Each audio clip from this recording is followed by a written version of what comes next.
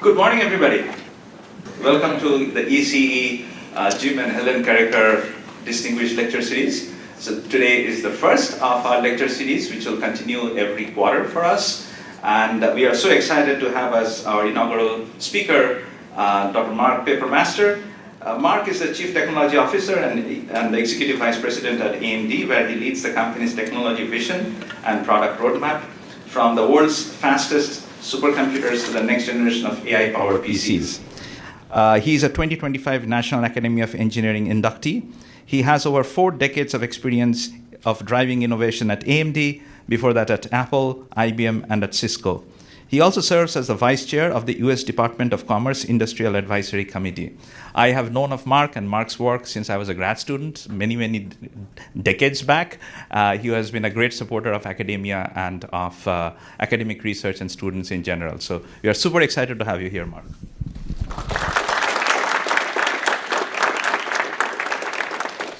Thank you, Arjit. Well, I'm also really excited to be here, and thanks for having me. I would like to extend my thanks as well to Jim and Helen Carreker in sponsoring this speaker series. And I couldn't be more honored to kick off and to be able to share with you some thoughts. It's pretty amazing what's going on in the industry right now, and so that's what we're going to talk about the next hour. What's going on, how there's an incredible transition of technology, and I actually won't even use the word transition. I have to use the word disruption of technology. We all know it, but I'd like to give you a perspective of what does that mean for us as a community of technology developers, and how does it impact the way that we think about developing technology. And how does AI change the way, frankly, that we need to be engineers? It's that disruptive. So I'll give you a few perspectives, and hopefully you're even more encouraged at the end of the talk as to the opportunity for AI in both our technology endeavors and your opportunity to leave a lasting mark. On that last point, I have to say, I'm jealous of the opportunity that many of you have who are in your studies now. You're an undergraduate, you're a graduate, you're completing your studies, you're entering either academia, industry. I just have to tell you, I wish I was right there with you, because now, and by the way, that's someone speaking to you that graduated when the first PC came out, and the internet came out, and mobile devices came out. So I have been through major transitions in technology. And so it's that voice of experience that's telling you that I'm wishing I was starting now, because this is going to be so exciting. So let's jump in a little bit. So if you don't believe me, pick up any periodical as you're surfing the web or your favorite portal that you're getting all your information on, and you just are getting a constant barrage of what's going on. What you're seeing is articles in every single sector: healthcare, transportation, industrial automation, and you're just seeing an example day after day of where AI is being deployed to make a difference. But it's beyond those applications. Now it's coming down to governments realizing that AI and technology is as fundamental as water and electricity, and how they've thought about it. And so you're seeing sovereign governments learning and coming up to speed on the area of engineering and technology and computing that in a depth that you've never seen before. In fact, I just flew in last night from DC. I spent the day yesterday with officials at the White House, with officials that are running the policy and investments. And there's no question in the United States, and I've had the same discussion with other governments, this is top of mind. They get it in terms of what this disruption means. It's a once in a generation challenge, and it's a once in a generation opportunity. So just a few numbers. Look at that number of 378 million users this year of AI, and almost 800 billion in AI spending, broad AI spending. We had in New York this week our AMD Financial Analyst Day, and what we put out is a number that we see very clearly from the trends that run right now, and that's a $1 billion TAM for AI chip development, not AI spend. The first stat I give you is overall AI spending, all of the hardware, software, data center build-outs, every aspect. That's already growing rapidly. Just in our AMD world of chip design, CPU, GPUs, network chips, all the peripheral devices that it takes and that we play in and cross-embedded, that is growing to a $1 trillion market opportunity by 2030. It's just huge. And so, the key takeaway that I'd like you to think about when you hear these numbers is, why is it that this isn't just hyperbole? Haven't we heard this before? Oh, there's a new trend, it's going to take over. And then we see it die down. I mean, IoT, of course, is everywhere, but IoT was everything. The head mount displays were going to be everything, and yet it didn't turn out to be that way. Fiber optics, you go back to when Cisco exploded like a rocket. It's not that all that technology is not there, but some of those technologies take longer to deliver value. The way to think about what's different with AI is companies are not investing this money if they're not getting value out of it. The biggest hyperscales in the world started building out these massive data centers, and some of them went on pause building that out. They're not now. They're redoubling their capital investments because they're just seeing the value that their customer, it's first-party applications like Meta, recommendation engines. Every time you're on Facebook, every time you're on WhatsApp, behind the scenes, there's engines at work looking at what are they recommending, what is the content they're putting back in front of you. And if Meta wasn't getting return on that, they wouldn't be leaning in to the extent they are with their capital expenditures. And that same thing holds to all the other major hyperscalers in the US and globally. So your skills and compute and data and architecture are more important than ever. So the other impact that AI is having that I want to just spend just a minute on is AI for science. I grew up with high-performance computing. My career started actually in IBM. I ran microprocessor and then actually server technology development at IBM. And IBM was an early leader in providing the supercomputers for high-performance computing. And I was always so enthused with the impact that myself and my team were able to have on supercomputing. And couldn't have been more thrilled. I've been the last 14 years at AMD. We've been involved. We were the CPU in the Titan supercomputer. We're now the CPU and GPU behind the #1 and #2 supercomputers in the world with Frontier, with El Capitan #1 and Frontier #2. Why am I so enthused about that? Is that high-performance computing has been driving science forward. And this is with the ability to simulate much more accurately. We've had already, I'll get to AI for science in just a minute, but just think about traditional HPC. Think about the impact of lives when you have more accurate weather prediction, the molecular modeling that we've had, the advances we've made. AI for science, when you come in and you combine the ability to run high-performance computing at high precision, double precision, FP64, when you need it, but marry it with lower precision and AI acceleration, where you can create models, where you can predict based on other data that you've collected. It turns out it's speeding time in a dramatic way to discovery. And so here's this area that I've had a passion in for 4 decades that now is going to accelerate time to invention. And I hear it every day. and drug discovery. I mentioned in the slide here a company, Absci. I know Sean McLean well, the CEO of Absci, and as I've gotten to know him, he now texts me and he shares with me the advances they're getting along the way.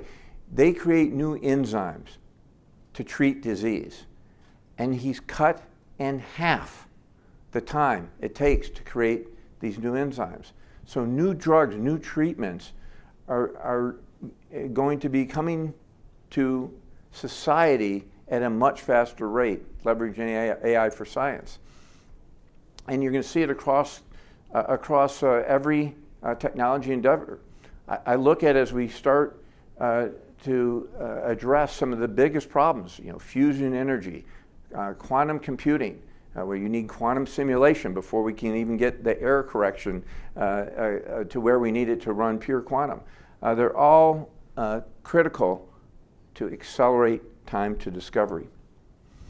Okay, but here's the sobering part of my talk is there's a complexity that comes with AI and AI for science. And that is when you're creating these massive large language models, of course, it comes with an explosion of compute demand. So you look at the rate that we've been on as we've started seeing, starting with OpenAI and ChatGPT, but now a plethora of large language models, you see an exponentially rising demand, compounded growth rate demand of computation. So that's one of the themes I want to spend the next few minutes talking about. How do we address, as engineers, as technologists, this exponential demand for more computing? Oh, by the way, it gets harder yet again because it turns out computation, there's historical work we've all done to drive CPUs, GPUs, dedicated devices, ASICs, to be more and more compute performance. But you have to feed the engines, and memory's not keeping pace. Memory is running at about a doubling of bandwidth every 2 years. So it is not keeping pace with the demand curve, the compute demand curve. And so what that means is we'd simply tail off. So you need more high bandwidth memory for the AI computation. You need to address the power that comes with more memory. And so it's yet an additional challenge. By the way, I can give 4 other examples besides memory. Power delivery is not keeping pace. We need innovations to be able to create compute density. And I literally could spend a half day with you on the challenges and how we think about going out about it.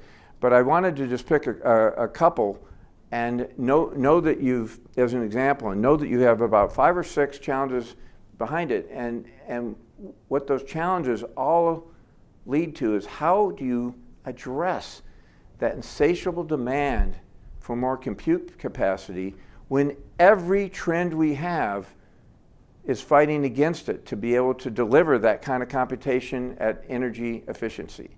It creates a need for phenomenal innovation because we're hitting the energy wall.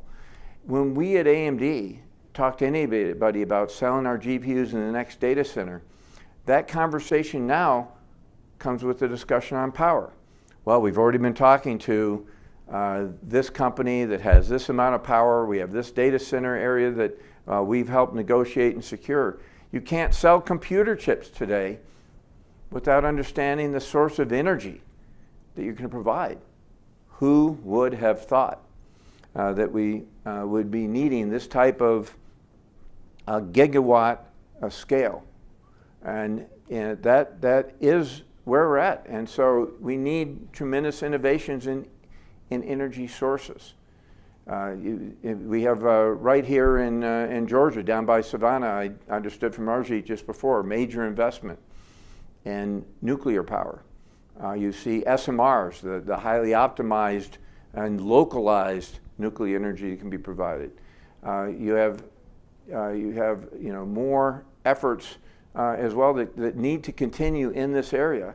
And eventually, we need that AI for science I talked about earlier. It needs to come through, and we need to accelerate achievement of fusion at economic scale. I mean, I had the chance to, a couple of times actually, I've visited the National Ignition Facility at Lawrence Livermore National Lab. And when you realize what it takes to achieve a fusion today, you realize we've got tremendous innovation required to get that down to a scale that can be deployed in any economic way. But it's going to happen, and AI for science can dramatically accelerate. That example I gave you, the National Ignition Facility, massive facility, and they do 1 shot per day to actually fire and gather data and simulate their progression on achieving national fusion.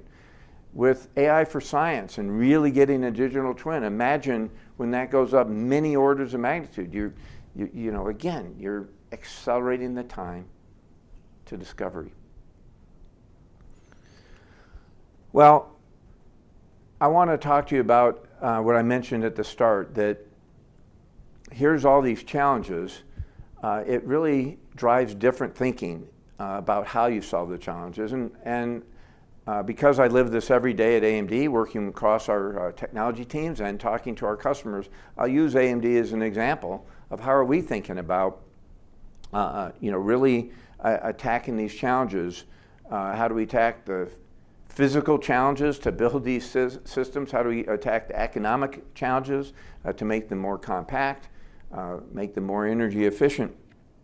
And what I'll tell you is we found that you have to address every level of a computing system, from the silicon, the foundry, the chip compute engines, the memory, the I/O, all of the interconnect, the software, and to the application level. And I've been around a while, so I was mentioning to Arjit, it reminds me of when I started in the industry. It was with IBM years ago, and we were developing, I was a chip designer, developing the technology for mainframes. And it was energy gated. It was relying on bipolar technology. And it took all kinds of innovation to continue mainframe development. But now we're in a gigawatt scale. And so it's even further challenges than we faced historically in the industry. And what it means is, although people that run data centers always love to run a homogeneous data center. I mean, isn't it nice if you could just get all your computing needs done and buy off-the-shelf commodity x86 servers and you got it. And there's many CIOs I talk to, not in the last 5 years, but go back, certainly 7 years ago, 10 years ago. That's what every IT administrator wanted to do. It's just easier. You can't do that anymore. To address these challenges, you need different devices. You need heterogeneous devices.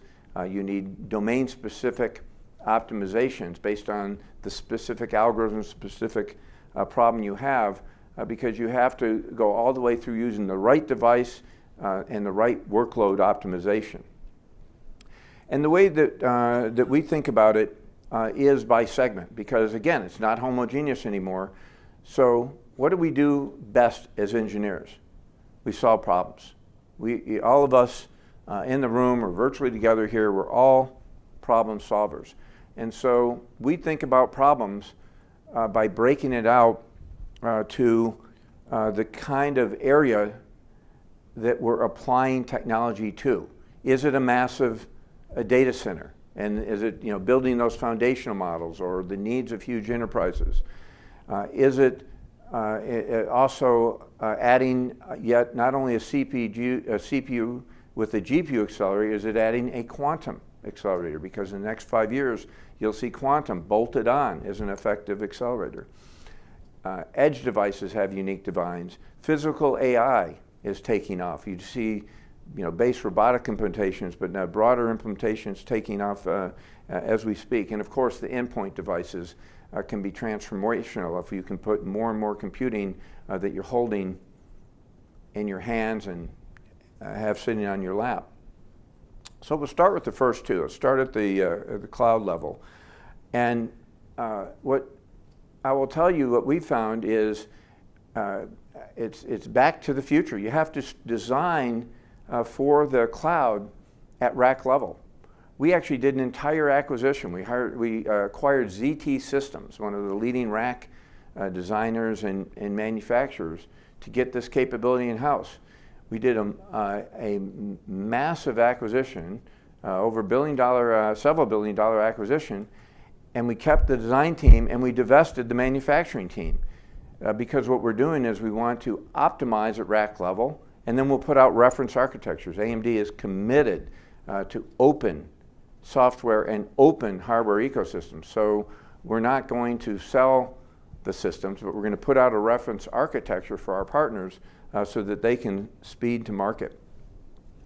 I'll talk in a little bit about the Helios design, our next generation rack, and you'll see it being, as I use it, an example of that rack scale design. But moreover, it's all about co-design at the rack level. And so let's look at what that looks like. Oops. There we go. So I first coined this term holistic design at,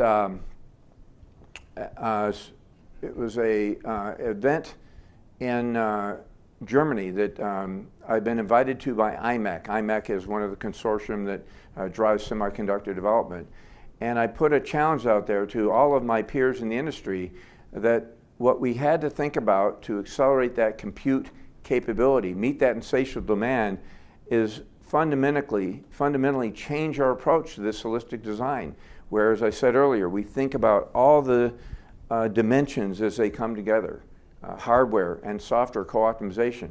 It's really easy to say, but I can tell you from the AMD example, it's hard because people have been, for frankly, their careers, they're great engineers and they're problem solving, but they're problem solving in their domain.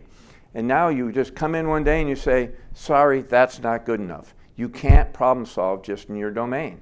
So it turns out we've had to really change the way that our engineers work together. We change the way before you can even start a project. Like this Helios rack I'm about to show you the example of, we literally had to create a team, force a team across all these disciplines to get together, and we didn't proceed past that initial high-level design until we saw that we had the co-optimization being done. So again, it's easy to look at a slide like, yeah, of course. It's a lot harder to actually put this to practice because people are people, and we're set in our ways of how we've done things. But I couldn't be more excited about that Helios rack design. It is open standard for our commitment. We did this in cooperation with Meta.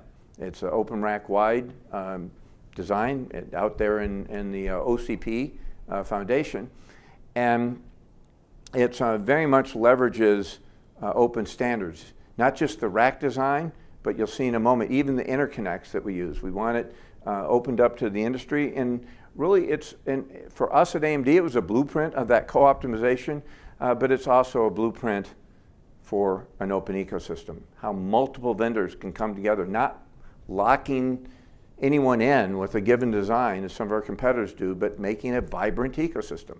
That drives more innovation. It's a win for all. So I'm going to just pull out the compute tray virtually here and just show you the example. There's compute trays, there's also switch trays I don't have time to take you through, but I want to show you the compute tray because it just shows you what happens when you truly co-design. You know, you think about what we're trying to attack, which much more efficient computation. What you're seeing here is a very, very tight design of our GPU complex connected with our coherently connected to the EPYC CPU. The EPYC CPU, this is shipping, by the way, in Q3 of next year. So the EPYC CPU is with our Zen 6 CPU core. It's built in leading edge TSMC 2 nanometer. We're already sampling it with customers. It's doing great, but it's integrated in this heterogeneous cluster with our MI400 series. In this case, it's the MI450, and it brings together that very tight connectivity of the CPU and GPU. But then it uses open standards. It's using ultra acceleration link, where we actually donated some of our link technology to an open standard, many companies in there. So we're using Ultra Accelerator Link to connect to the network interface chip. And then as you scale up, we take that Ultra Acceleration Link standard and we packetize it and we run it over Ethernet. So again, it's an open ecosystem is how you scale, but it's co-designed, co-optimized across the disciplines, including the software, which I'll get to a little bit later in the presentation. And then I talked about quantum. Again, innovation just doesn't happen in silos. So this is, again, a great example of cross-company cooperation. So our FPGAs, AMD had acquired Xilinx in 2022. It turns out our FPGAs are perfect for managing quantum states. And our VU19P, our latest, is used by IBM, for instance, in their cryo, quantum state creation to control and to create those. It's also another FPGA is being used for error correction. IBM just published a paper a couple weeks ago talking about excellent advances in error correction by leveraging that FPGA. So it starts there. How do we partner with others to enable them? Again, we're an ecosystem player. How do we enable them to advance quantum? And we're working with pretty much every quantum company in that regard. But that's not enough. And so we've invested more. We're starting with IBM. We're going to do it with all the other quantum companies on hybrid computing, because the quantum is an accelerator. Not all problems really suit themselves to that type of multi-state and statistical approach and error management that quantum brings. It will be an absolute breakthrough on a certain class of problems, but the vast majority of the other calculations and problem solving you're doing is in classical CPU and GPU. So we're working close with IBM and will with others on efficiently marrying quantum as an accelerator and how it works seamlessly with quantum computing. Switching to embedded. It's a fact that if all of us are needing to leverage AI and expand its use, and if we all needed those massive foundational models like Meta and OpenAI and Google and the rest, that's just not feasible. AI has to come to us where we are. It has to be much more efficient. And so it needs to be, if you're running a business, it's got to be on your factory floor. It's got to be in the medical device. Lisa Sue and I met with the CEO of Medtronics in Boston just 3 weeks ago. Amazing what they're doing, embedding in these edge devices, edge applications for robotics, surgery, and what they're able to do now with much more precision than they could in the past.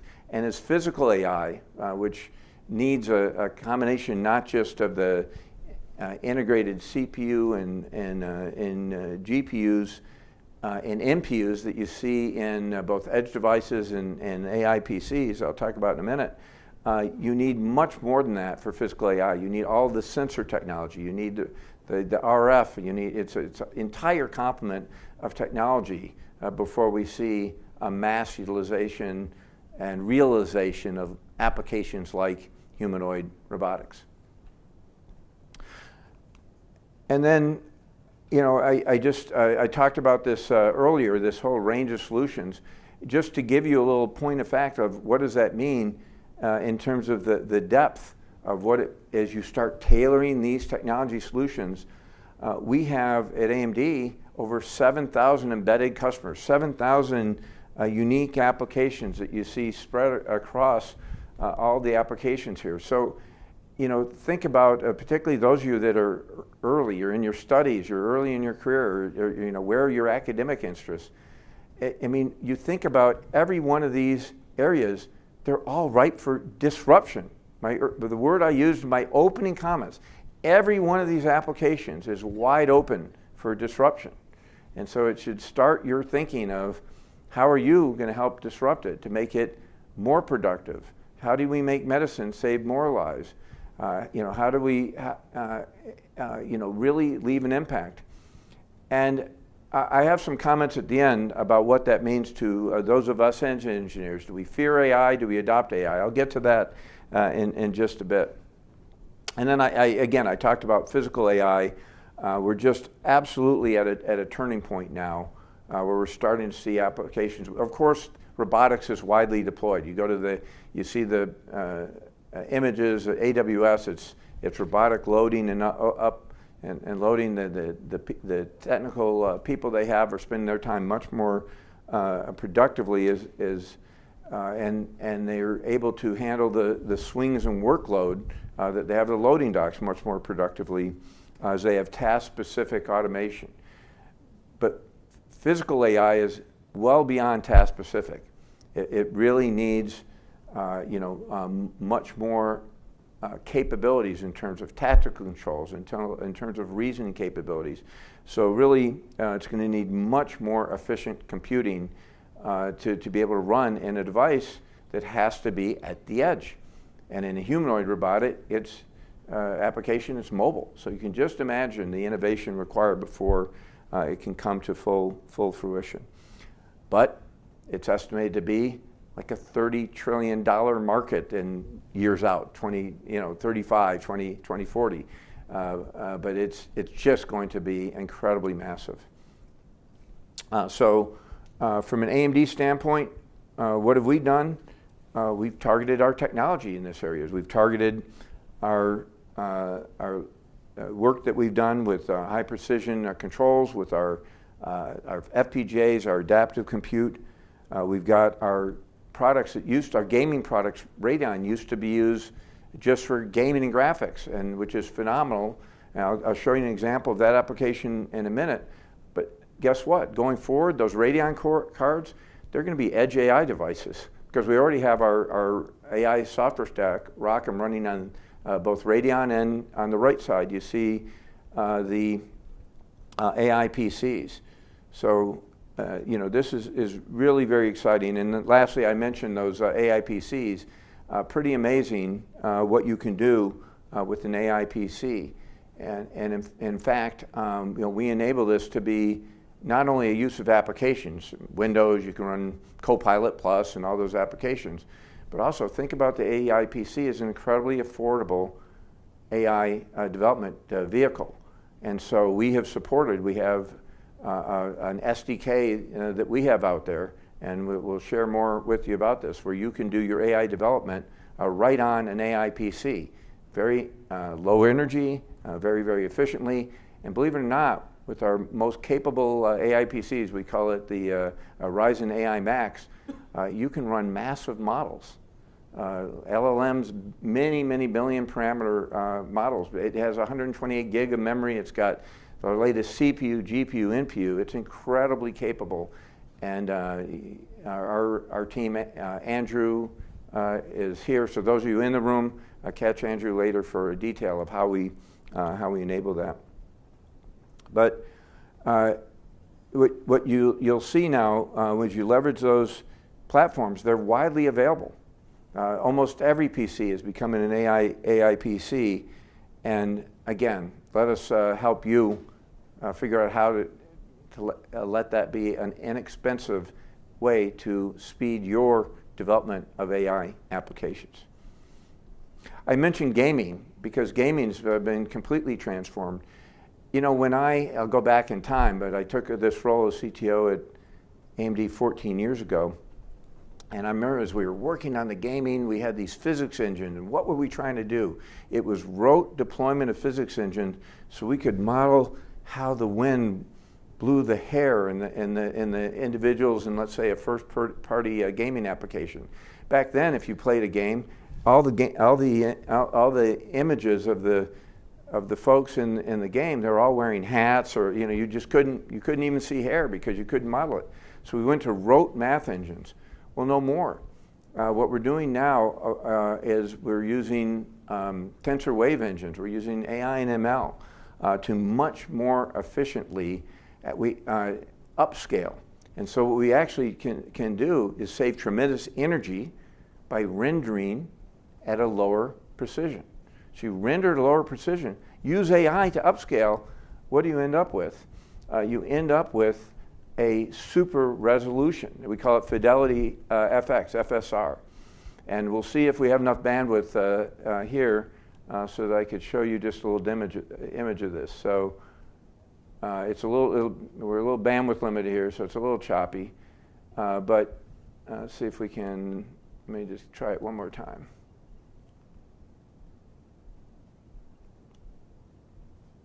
There we go. So watch now.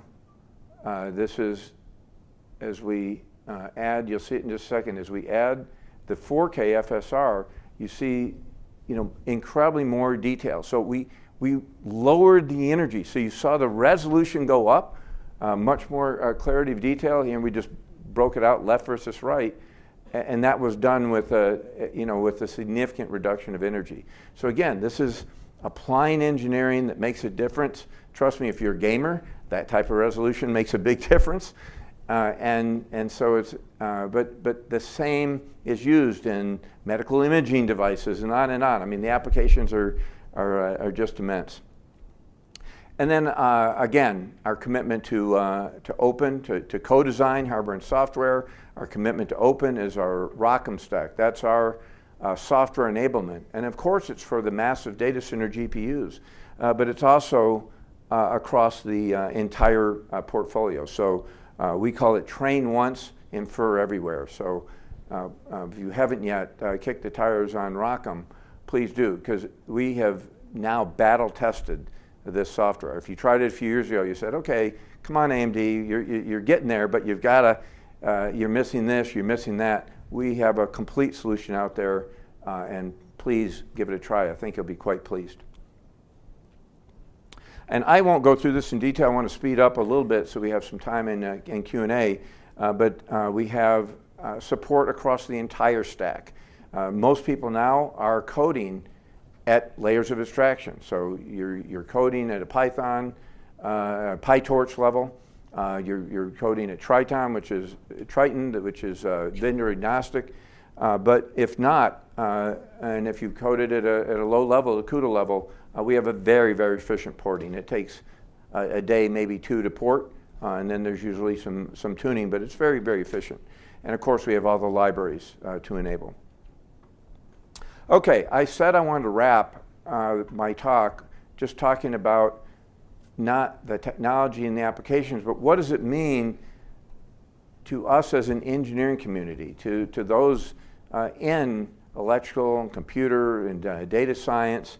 And again, what did I say earlier is I think you're coming upon the most exciting time in the history of mankind. And so I want to hit a bit of a controversial thought, and I have to give credit to Andrew Ng. Andrew Ng's a professor at Stanford, and I've worked with him on multiple facets across the industry. And this is several years ago. He said, Mark, I know your engineers are worried. Is AI going to take their job? Is this an engineer replacement? And he said, watch as this develops. He goes, the engineers that thrive will embrace AI because it's going to make every technologist, give them the opportunity to be 10x the technologist that they could have been. And you think about the demands upon us in technology, I said earlier, it's insatiable. The race for us to innovate faster, to get products out faster. So rather than think about, oh, does this mean, is this a peril to those of us in the technology industry or others, frankly? My comments apply if you're in a finance community, if you're in a supply chain application. If you embrace an AI and let it make you 10x better, the contributor that you were before, you're going to apply your expertise. Your ability as engineers to solve problems just got massively accelerated. So we urge our engineers to make sure they are applying AI every single day. And we've really ramped up the usage. And I very much urge you all to do the same and mentor others. Bring them with you on the journey. So I want to wrap up, again, giving us time for questions. But you are the future. The world has become technological beyond what I ever could have imagined when I started my career decades ago. So it needs us. It needs us to engage. It's up to you. Are you embracing the technology? Are you engaging? Are you also remembering that in the era of AI, your human skills, your soft skills now became much more important. You're getting an assist on things that used to take a ton of your time. Road elements that used to chew up half your day, they're gone. You're leveraging AI for those. So now you're part of that holistic design. You need to be able to communicate, collaborate, work across discipline, and now you're that 10x engineer in this AI first era. I will tell you at AMD, we're looking to hire AI first engineers. They don't even think about it. Like, of course, AI is like a calculator. No one uses calculators anymore. It's like it's your analytics program. It's just a tool that you don't even think about. You're using it every day. And lastly, please engage. Please take on the toughest problems, accelerate your deployment of leading edge technology, and have an impact. When you look back, you're at a point of career I'm at, there's just nothing better than being able to have examples you feel good about where you have helped by solving problems and progressing technology forward. And wow, Georgia Tech, what a place to drive that learning and that application of technology. Arijit, I'm so impressed with what you all have done here, what you will do in the future, and at AMD, we look forward to growing our partnership with Georgia Tech. Thanks so much.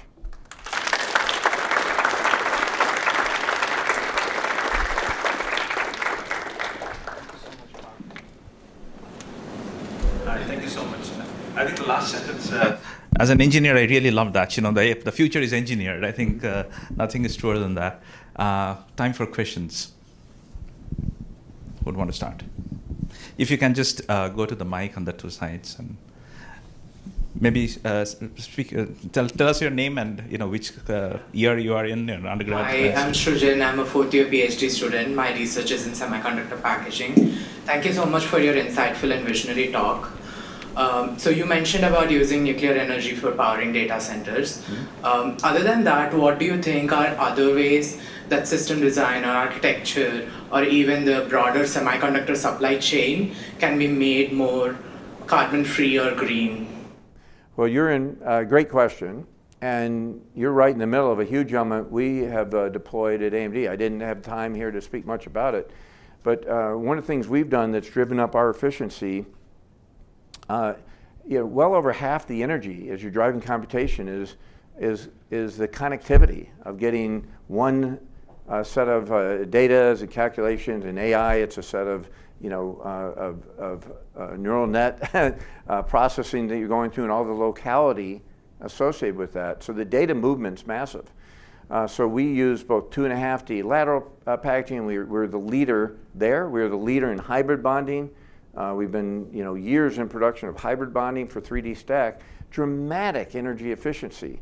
Now, is it enough? No. We need to continue to innovate. I talked about that memory bottleneck. Think about if you can bring memory closer to computing and get more locality. Tremendous performance benefit and energy savings, right? Power delivery, getting, really driving much more efficient power delivery and the efficiency there. And then, we're finally in the area of optical interconnect. We've been, of course, networking, leveraging optical interconnect, but the economics haven't been there to really scale up these compute racks like I showed you with Helios. And I've always, for years, I've been saying, oh, it's 5 years away. And then year after year, I've said, it's still 5 years away. It really, you're going to see in the next 3 to 5 years, economic deployment of optical scaling for those compute nodes. That's going to be a big, big difference that can drive energy efficiency. And then the software hardware co-design, really thinking about locality and locality of individual operations and how you can distribute and yet amalgamate back in an efficient way. So there's just so much innovation that is needed here to be able to drive us forward on computation at efficiency. Thank you. If I can quickly ask a follow-up question. So if we make that hardware very power efficient, it's natural to use more of those to meet the same demands. So that's why my question was more like, how can as innovators in semiconductors or government can do to have the sustainable angle to the business? Well, I'll just give you one example. Again, we could have a dozen, but I'll give you one example is don't need those massive compute capabilities to solve your problem. We've invested and we partner very closely with a company up in Boston. It comes out of Daniela Rus's Sail Lab at MIT. It's called Liquid AI. I'm on the phone with them once a month, urging them on and making sure we're supporting them as best we can. They've created an LFM, a very, very small model that's incredibly energy efficient. It's solving problems that used to have to be run in the cloud, burning many watts of power. So I'd say expand the horizons of how you solve the problem. Thank you so much. Hello, my name is Stefan. I'm a research faculty at Georgia Tech Research Institute in the Hardware Security and Trust Division. And then I also am a PhD student at ECE. So like I'm an FPGA guy, right? So the Xilinx acquisition is very encouraging and promising, but FPGAs sit in like a weird middle ground. You can't really use them for hyperscaling. They're good for edge, but they're also like weird to program and very niche. So it kind of, I just want to get your thoughts on where they fit in the roadmap in the future with all these like challenges with FPGAs. FPGAs are unique. So first, I agree with your premise. And that's why I love them, and we're so happy to have the Xilinx family as part of AMD. Because it's unique, it has the ability to be incredibly adaptable. And what's changing on a constant pace? The innovation of the algorithms and how people are solving problems. So how does it fit? It fits where you're not stable. You're innovating. Things are changing. That describes, at this point in time, most any edge AI application. It's not like we've already had all those vertical markets that I talked to you about that are now adding AI. It's all new. The algorithms are changing on a daily basis. With an FPGA, you can update those algorithms and approaches. You can upload it over the air. You can update your algorithms right into those point deployments. But it is harder to program. But in the age of AI, what I'm encouraging our FPGA team to do is abstract that away. Let's get an agentic process that drives that FPGA personalization. So my hope is that if I'm back here in a few years, you're saying, hey, it's incredibly, it's easier now. I'm having almost, I'm just describing high level what I need, and I've got a very quickly, almost instantaneously, I'm running that FPGA for that tailored application.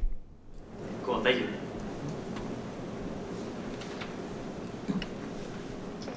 Hello, thank you for being here. I hope you like the weather. Beautiful. Yeah. Must be like that every day here, right? Yeah. I'm a PhD student, and you talk about some of the numbers. So if you look at some of these companies like OpenAI, there appears to be a disconnect between the number of deals being made and some of the fundamentals. You're talking about maybe $10 to $20 billion in revenue and over $1 trillion in deals. Mm-hmm. So I want to know, I hate to be the Debbie Downer, but there's a lot of leverage in the system. Do you think there's a bubble? Yeah, it's a great question. We actually been asked this question several times this week because we were up in New York with all of the investors and the analysts in the industry. And so as you can imagine, this question was asked. Here's the point. So OpenAI, it's pretty tough to bet against them. I mean, they've been innovating at a torrid pace. The revenues are ramping, but there's no question on the imbalance that you described in terms of where the revenues to the leverage that they're doing to fuel their growth. They're being very, very aggressive. I'll say they're the most aggressive of all of the AI large language model solution providers out there, and I applaud them for that. But they're a bit unique in that regard. I mean, so you look at who else is investing: Meta, Microsoft, Google. They're also investing gigawatts. And you have to ask yourself why. I made a little short comment earlier that I want to expound upon. These are very tightly run companies. Look at Amy Hurd, the CFO of Microsoft. She runs very, very cause and effect where the investments are going to Microsoft. In fact, they paused. Semi-Analysis just wrote an article, it just came out this week. They talked about Microsoft a year and a half ago paused their investments. They didn't want to see a bubble. They didn't want to be caught up in that. What are they doing now? They're investing. They wouldn't be doing that if they didn't see on Azure and across their properties the explosive growth of enterprise applications.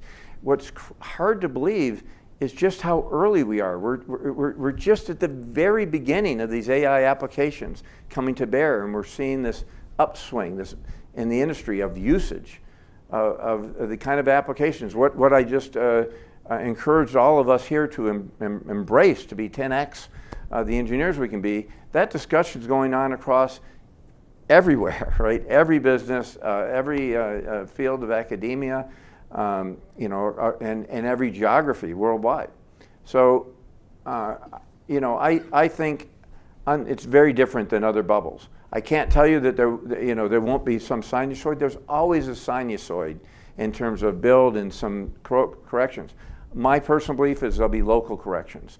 You can't change this trend that we're on. And by the way, it's moving so quickly. I mean, there's a 5-year amortization. So, as you're buying these capabilities and you're building them out, after they depreciate after 5 years, you've got to invest again. So I think this investment cycle is going to be continued, and the math that all of these companies are doing as they make these investments, it's on those 5 years. They're projecting they get the return in a 5-year depreciation cycle. So we'll see, but that's my view. Thank you. Yeah, thanks. Hi, Mark. This is a question from one of the online participants. Please. What are your thoughts on quantum computing, and is it the next big thing after AI? Yeah, it's a great question on quantum computing. It is a next big thing, but it's the way I think about quantum is think about actually as part of what you've seen going on with AI. AI is revolutionizing the productivity we have and the rate and pace that we can solve problems. So when you add quantum as an accelerator in that entire trend that we're on, you're now adding a class of problems that can be accelerated and solved that heretofore have been impossible. I don't want to say impossible, but incredibly slow moving because the computation is mind-boggling what you need to make progress in solving them. So it is a next big accelerator as we see error correction improving. I think it's probably in the next 4 or 5 years. Again, there's a number of companies out there. We've chose to start our partnership with IBM. We think they've got a great approach, but we'll work with everybody in the industry, and you'll see that it will plug in and be a part of heterogeneous computing. So CPU, GPU, ASICs, tailored for tasks where the algorithms are settled, and quantum computing for this class of problems, multi-state problems that can be revolutionized and can now come under the umbrella of what we can attack with computation and speed, time to solving problems and to discovery. So Mark, really nice talk. I'm Tushar Krishna, I'm a faculty member here. I work in computer architecture, specifically on scale-up and scale-out network fabric. So really loved your talk. I have a question pertaining to co-design. So, as hardware designers, one of the challenges I'm sure AMD faces is that the hardware design cycles are very long, while AI models are, of course, evolving very, very rapidly, right? So in an era like this, first, is this a challenge? How do you deal with it? And I guess, specifically, how do you co-design when, the algorithms are actually changing so rapidly? What a great question. It's a huge challenge. I won't sugarcoat it. It's a huge challenge. I mean, flash attention comes out. You've got to accelerate flash. There's flash attention too. You've got to move very, very quickly.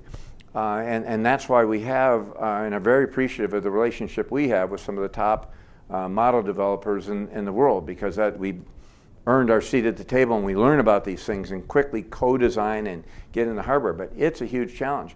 What have we had to do? We've had to move faster than we ever have. Our discrete GPUs that for data center AI applications, we're on an annual cadence of delivering that to market. If you'd asked me a few years ago, I'd have said it's impossible. We can't. There's no way we can do that. Yet we are, and we're leveraging AI in our development processes to even further speed development. We need to have first-time right silicon. We can't afford to be. You build a chip, it's like, okay, let me debug it and get the bugs fixed. Which is what I've done in my whole career. You can't afford to do that anymore. You have to use AI and other techniques to have first time right. So it's a huge challenge, and we're going to need a tremendous innovation. And the other thing that we do in AMD is we're committed to an open ecosystem. So we want other people rowing with us. We want the open source software community rowing with us, innovating. We want the world of developers with us to accelerate. On hardware, we don't want to say, well, we're the only one, we're going to do a proprietary system. No, we want network companies, startups, we want everyone. That's why we use the open standards I shared with you. Is we want to accelerate by having a community, and that's a big differentiator for us at AMD. In fact, you talk to a number of engineers, you can say, okay, why are you at AMD? That's actually one of the huge reasons that they're at AMD, is that we are all about collaboration, and we're about taking the industry and academia with us. Thanks for the question. Any other question? Yes. I saw a really interesting product come out yesterday from from Valve. They have the new VR headset that they're producing. They also have like this cube running on AMD, but the headset was using an ARM processor, and it was using some new software to run games really well, which ARM is not usually supposed to be able to. So, I feel like AI is making like this software porting to different things a lot easier. I haven't seen that, but most likely it's using some of the upscaling approaches I showed with you in my presentation today, but I haven't seen that product yet. But please. A really interesting way of upscaling, where they're streaming from the computer, and like they're like upscaling the way you stream, but that's done the point. But like, do you see the advantage that x86 currently has over ARM architectures? Like, how will it evolve over time? It's a great question. I've had the opportunity to work on multiple instruction set architectures in my career. I mean, I was at IBM when IBM invented the reduced instruction set, and I drove power microprocessor development through 6+ generations. And I was at Apple using ARM in our iPhone and iPod that I ran development for. And at AMD, we use, believe it or not, both ARM and x86. And RISC-V. We use the instruction set architecture where it makes sense. x86 is incredibly efficient for high performance computing. We run a very, very effective simultaneous multi-threading, so we make better use of the resources available. We've got finely honed pipelines to really run instruction level parallelism. And when we look at what we've done, most all that's actually instruction set architecture independent. Although x86 is a complex instruction set, you break it down to micro-ops almost immediately. So the difference between the architectures is actually very little in terms of the end efficiency. It's just all about where you optimize. And we optimize x86 for higher performance as we deploy it in our data center and our PC applications. Both of those need the higher performance, and they both have a massive x86 install base of applications. We use ARM across our Pensando NICs. We use ARM in our FPGAs because ARM, through the mobile phone development, has just a massive ecosystem that makes it easier. They're not as performant, but there's a massive development ecosystem around it. So we use it there, and we use RISC-V in microcontrollers where we can just use it really efficiently and get that out. So. The short answer to the question is, to me, it's not about the instruction set architecture. It's just what problem you're solving, and are you using the best technology to solve it. We see with x86, by the way, we banded together with Intel a year ago, and we created a advisory group to make sure that that instruction set architecture stays whole. It's been running over a year. We've already got 5 key additions coming on some ISA extensions. There's other features that will be completely aligned between AMD and Intel. So it will be a very robust ISA along with ARM, along with RISC-V. Thank you.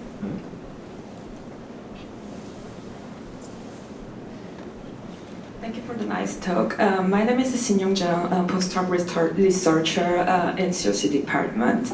I'm actually working in the compiler and the software stack of the GPUs, and I wonder that like these days, like compiler and the software stack is more and more important, especially supporting the AI. I wonder that like what is the main strategy and like long-term roadmap of AMD to support this kind of software stacks? That's a great question. Look, we first of all, we're very focused on our compiler efforts. We are also very supportive of others. There's companies out there, startups out there that are, have alternate, not using our, they're not even using our OpenStack ROCm. Some of them are going and compiling straight down to low-level implementation. Again, that's what's different about AMD. We're about an open ecosystem, so we applaud these different types of innovation that we think can advance the community. Chris Latner's startup is one I was referring to just a moment ago, but there's several out there in that nature. So we're very supportive of these efforts, but we're also, what we have to front and center, make sure we have very efficient compiler and kernel development.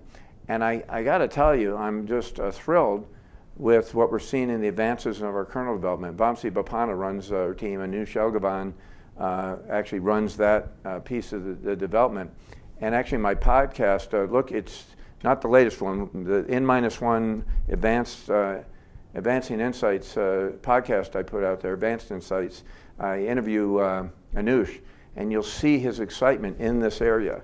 And AI, we think, we're seeing great results of it. It's speeding our productivity and getting outstanding results. Are you applying AI at all in your development? Maybe, I'm not sure. I'm currently just starting my postdoc research career period right now. So, okay. Yeah.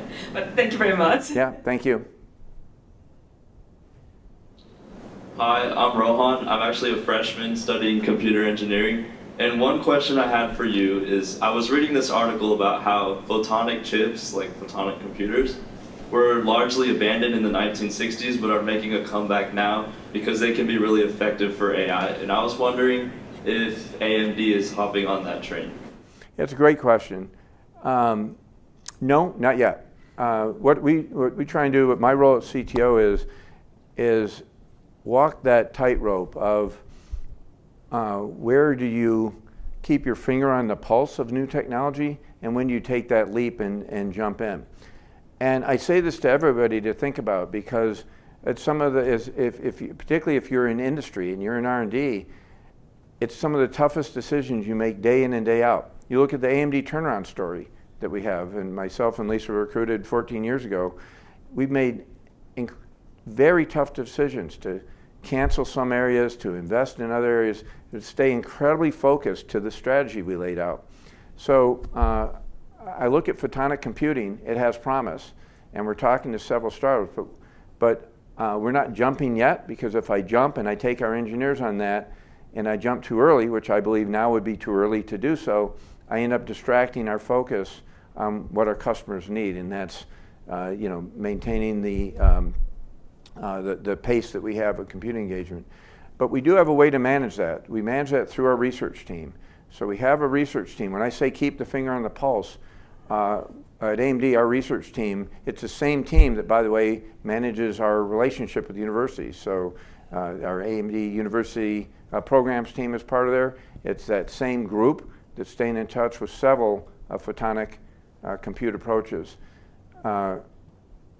We'll see. Let me just say, I've seen specs that they would blow you away, but then when you really look under the covers, it's a very limited and narrow problem set, and I'm trying to see if it can be, solve a broader set of problems, and what are the software barriers to really deploy this approach. That's what I'm looking for.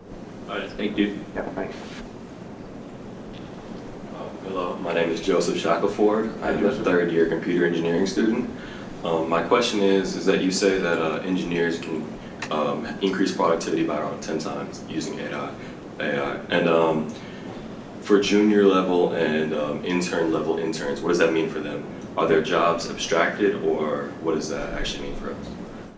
Yeah, it's a great question. So first of all, when I say 10x, that's aspirational. I don't see anybody yet quite at that 10x level of productivity, but it's what we should. I like that Andrew Ng coined that as an aspirational target, and I've adopted it, and we have adopted it at AMD. When AI is applied broadly to get that kind of level of productivity, what it extracts away is not the junior engineer per se, writ large. What it extracts away is how people have typically started their careers. Typically, people start their careers, like you said, engineering intern and whatnot. Many of them had more of the rote tasks. It's like, well, let's just get this person in, let's give them some of the rote tasks, it'll offload our more experienced engineers. As an intern, as a junior engineer, let's give them that task. And a number of those tasks now can be done by AI. So what does it mean is everybody needs to have a faster start in their career. If you're AI native coming in, meaning if you learn to deploy AI in your studies and actually use it, and as you're researching things, you're using AI research. As you're solving problems, you're trying to apply AI techniques to accelerate your productivity while you're right here in your studies.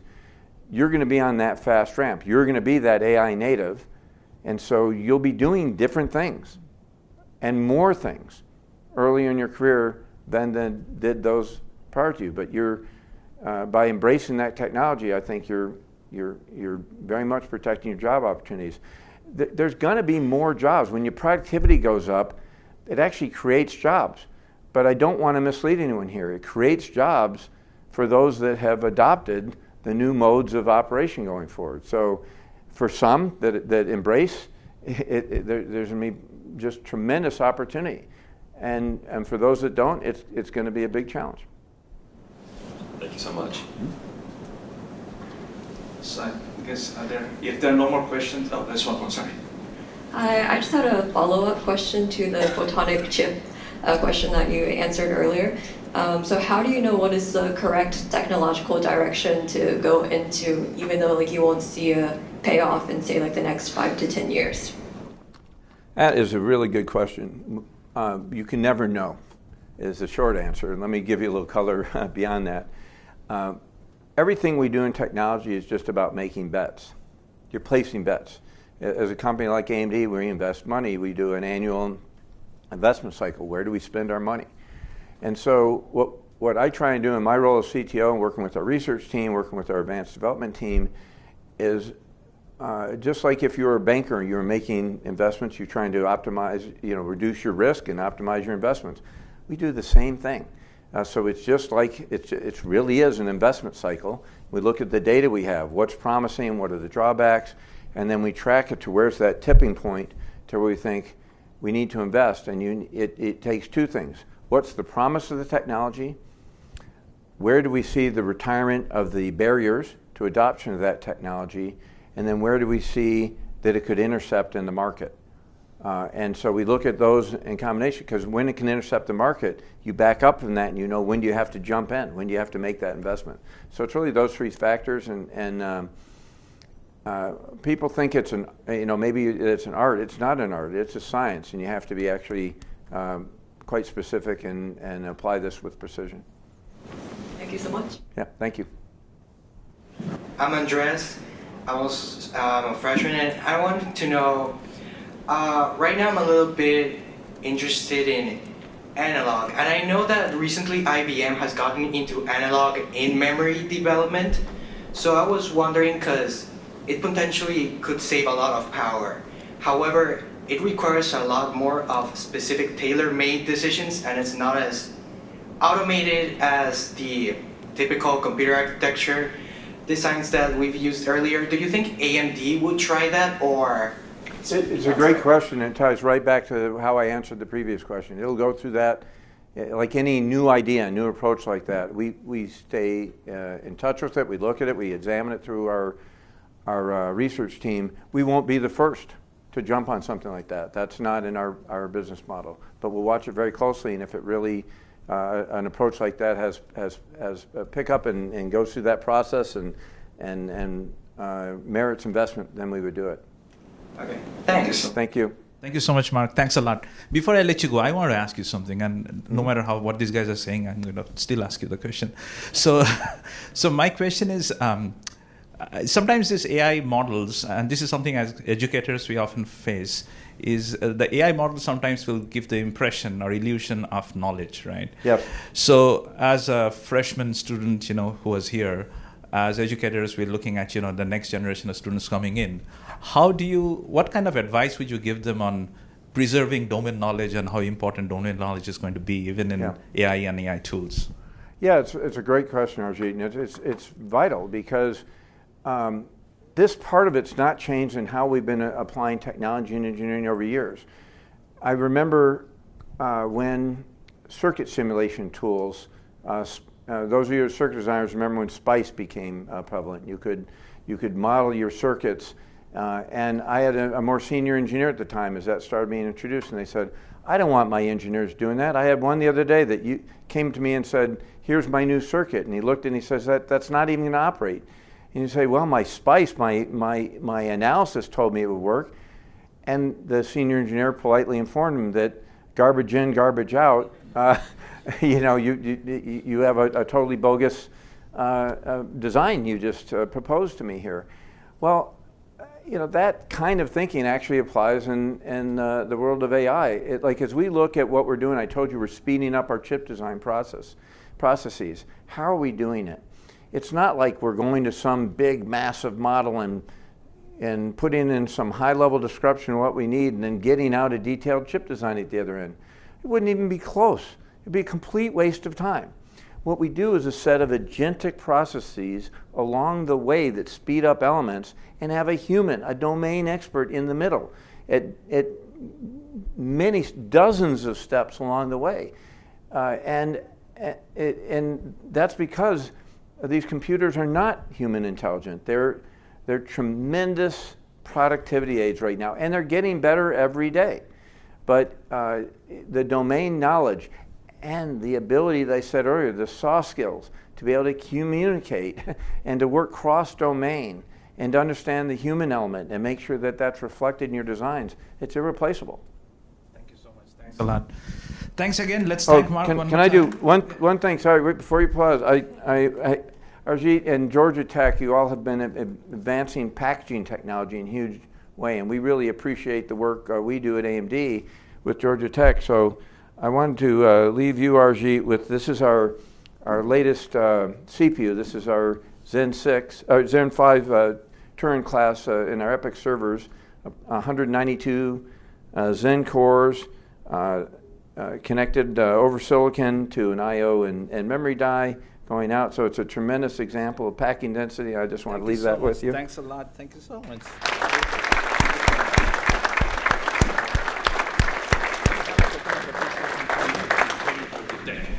Just give me 1 second.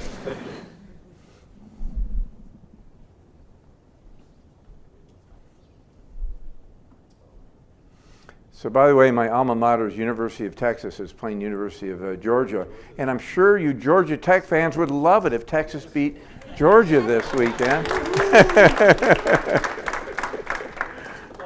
Well, our mascot, as you all probably know, is Yellow Jacket.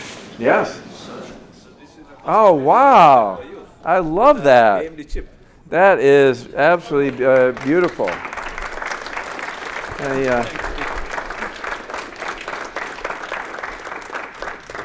Really appreciate it, and thank you all for taking time out of your day and joining us. I love talking about technology, and I love your questions. Thanks so much. Thank you. Thanks.